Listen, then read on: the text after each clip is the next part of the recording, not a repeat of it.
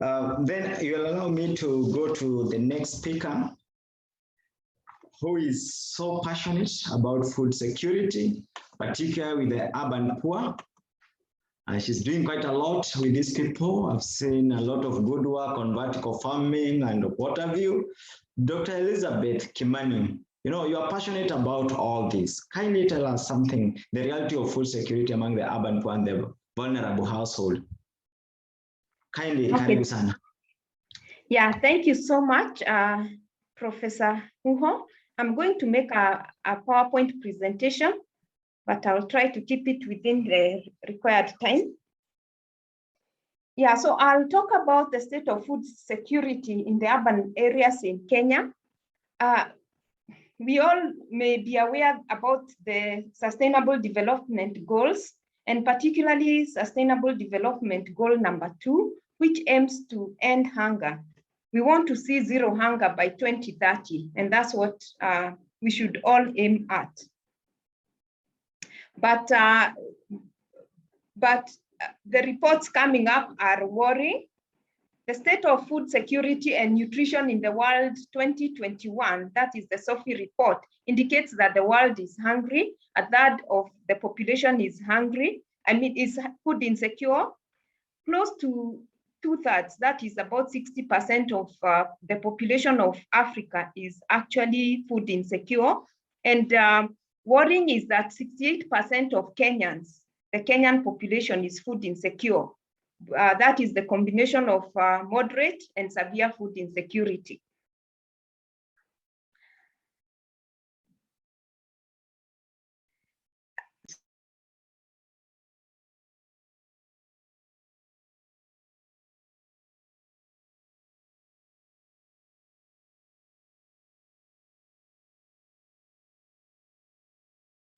Sorry, was I muted all this time? Just like 10 seconds. Okay, I don't know what happened. Sorry about that. Yeah, so I'll talk about the food and nutrition security in the urban poor settings in Kenya. There is high dependence on purchased food because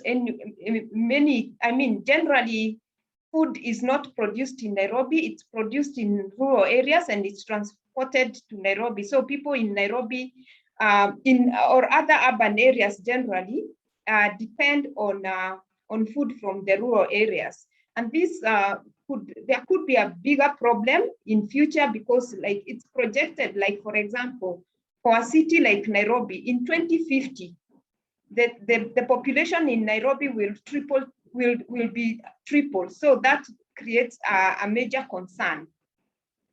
And many people are not able to afford adequate healthy diets because of the poverty.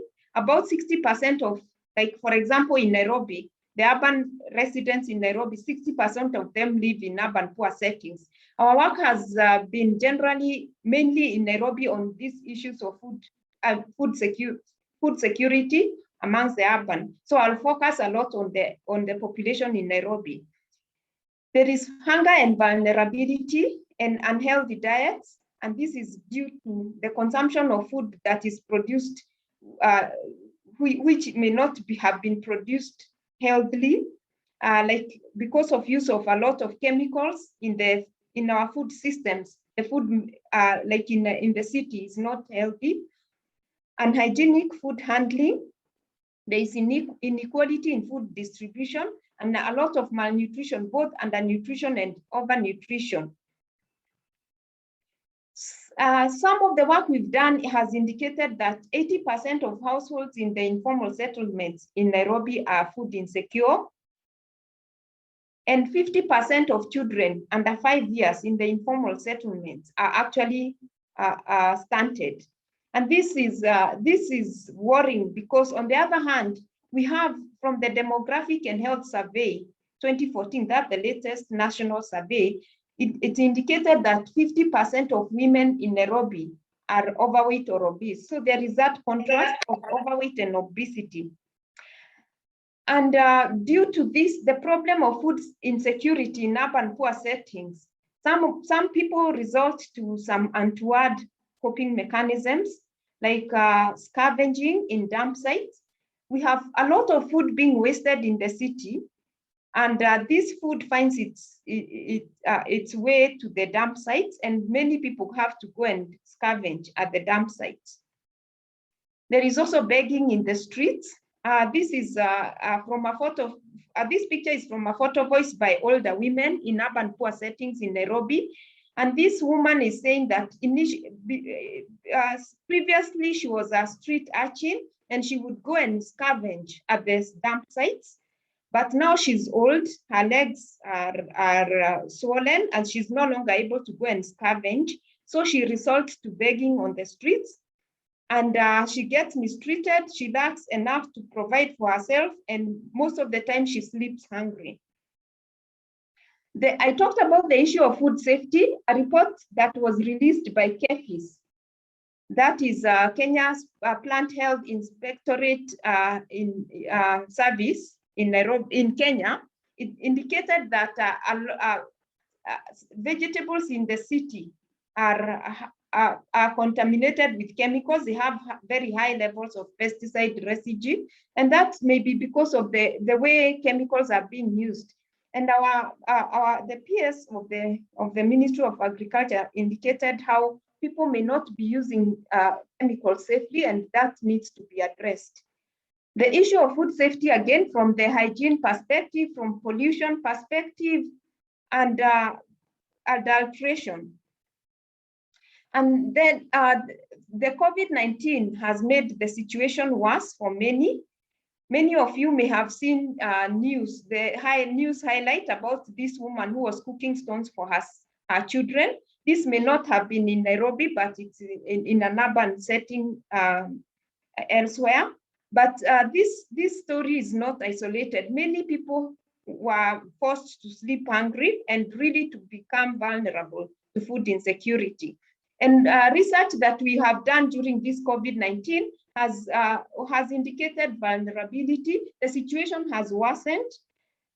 So the government response measures like curfew, the restriction of movement from rural areas to urban to Nairobi, or from Nairobi to rural areas, has also affected the food supply to the city, and this has affected the food available to the people. And prices have gone high, despite the fact that people have lost jobs, so people have been rendered very vulnerable. The issue of food accessibility, because of the situation of job loss and the food prices going up, people accessibility has been affected negatively.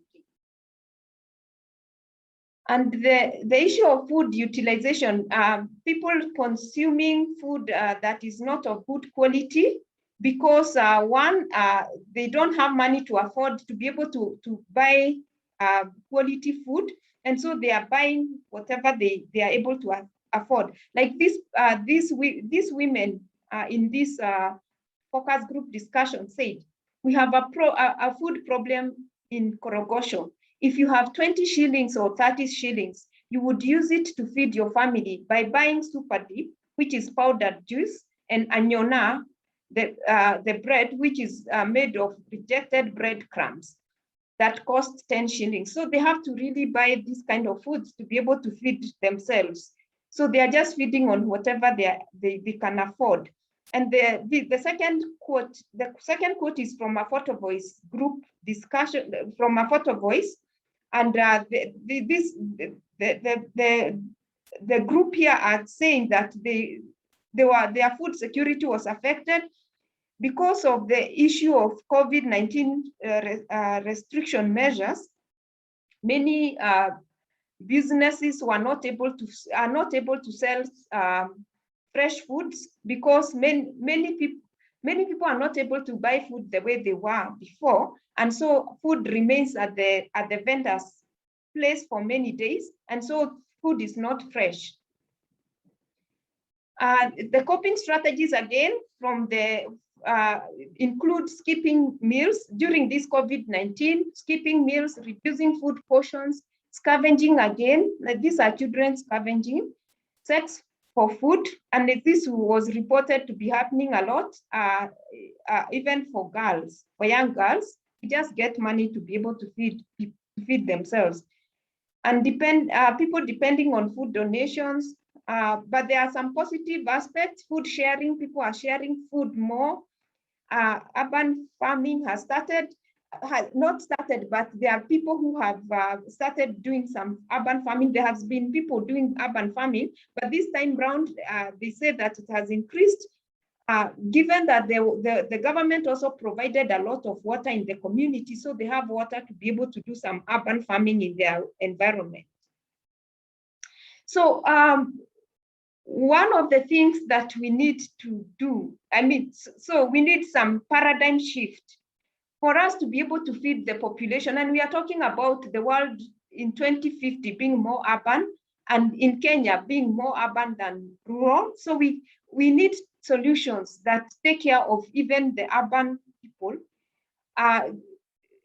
We need a paradigm shift. At the moment, there is a lot of food commodification, and there was mentioned that the people who produce food are themselves hungry, because food is so commodified that even those who produce it are hungry. We need a paradigm shift from that food commodification to food being reclaimed as a human right that everyone is entitled to, a common good that people can be supported in the community to produce and share, and a public good, government taking charge of the food, regulating, being able to take charge of the food regulation so that nobody should sleep hungry. All of us should be entitled to food and feeding in dignity. I'm not going to expound on that, and this is a concept that this is a policy we are promoting at the UN Food Systems Summit, and continuously in this decade of nutrition, decade of towards 2030. We want to be able to reclaim food so that everyone can access food. I'm not going to expound on that due to time. And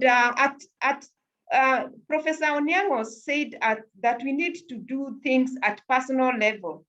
So for me, in this promotion of food, zero hunger, I have started a kitchen garden, which is a demonstration to many that people can actually produce food wherever they are. The small space you have, you can innovatively use it to produce your own food. I no longer buy kales, I no longer buy spinach, I produce even tomatoes, I produce fruits in my compound. So really, we want to promote this across the socioeconomic divide in urban areas in Kenya and other places, so that people can be able to have safe food produced. This food I produce organically and it is working. So our PS talked about conservation agriculture. We need to promote that so that we can take care of our environment. As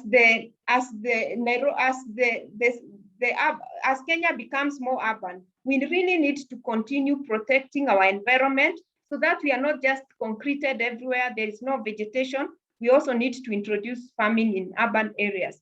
And we have an initiative at APHRC. We call it the Zero Hunger Initiative, and we want to promote this agroecological urban farming in urban areas, food rescue system to prevent food loss, to reduce food loss and food waste, and women and youth empowerment through agribusiness, and a social movement to really promote all these things that we are talking about. I'll end with this quote by James Baird, who was a